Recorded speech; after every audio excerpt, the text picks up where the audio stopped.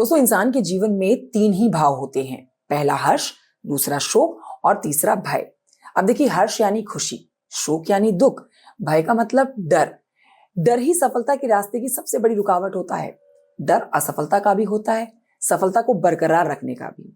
भय बाहरी भी होता है और भीतर भी। डर कोई भी हो, यह हमें जिंदगी में आगे बढ़ने से रोकता है।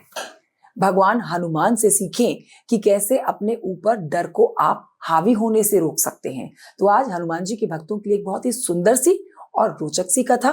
दुश्मन की ताकत और धन दौलत देखकर भी उससे प्रभावित ना हो, ये सबक देती है सुंदर सी ये कथा।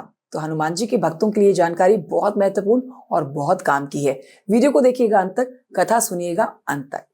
देखिए, सीता जी से लंका की अशोक वाटिका में मिलकर हनुमान ने पूरी वाटिका को उजाड़ दिया। रावण के बेटे अक्षय कुमार को भी मार दिया। मेघनाद ने उन्हें नागपाश में बांधकर रावण की सभा में प्रस्तुत किया। सभा देखकर हनुमान जी आश्चर्य में पड़ गए।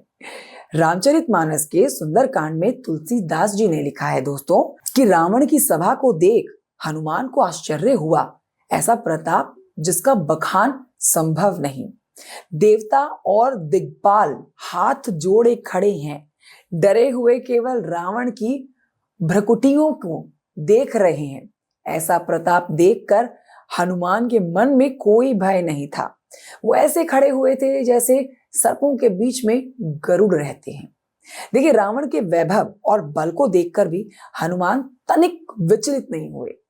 दुश्मन और बुरे लोगों के वैभव को देखकर उससे प्रभावित ना हो, ये बहुत कठिन काम है।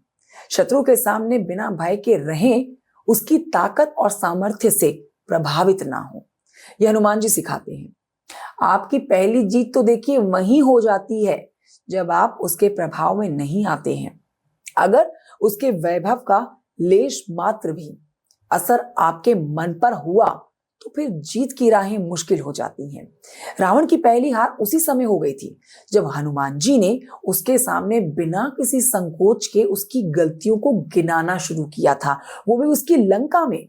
अक्सर लोग यही चूक खाते हैं दोस्तों। दुश्मन के सामने जाते ही आधे तो उसकी शक्ति के आगे ही झुक जाते हैं। हनुमान के मन में भी ये बात दृढ़ थी कि रावण का जो भी वैभव है वो अधर्म से पाया हुआ वैभव है, पाप की कमाई से पाया हुआ वैभव है। इसीलिए ये बहुत कीमती होते हुए भी बेकार ही है। तो दोस्तों, हनुमान जी ने जिस तरह से लंका में जाके रावण की लंका लगा दी, इससे यही सबक सीखने को मिलता है कि आप भी अपने दुश्मनों के सामने जाकर उनके वैभव, उनकी धन दौलत को देखकर कतई प्रभावित ना हो। बहुत ही सुंदर से और बहुत ही सुंदर शिक्षा देने वाली हनुमान जी की रोचक सी कथा कैसी लगी आपको, जरूर बताइएगा कमेंट करके। आप वीडियो लाइक कर सकते हैं, चैनल को सब्सक्राइब कर सकते हैं। इसी तरह की सुंदर रोचक कहानियां हम आप तक पहुंचाएंगे। जय श्री राम, जय हनुमान जी।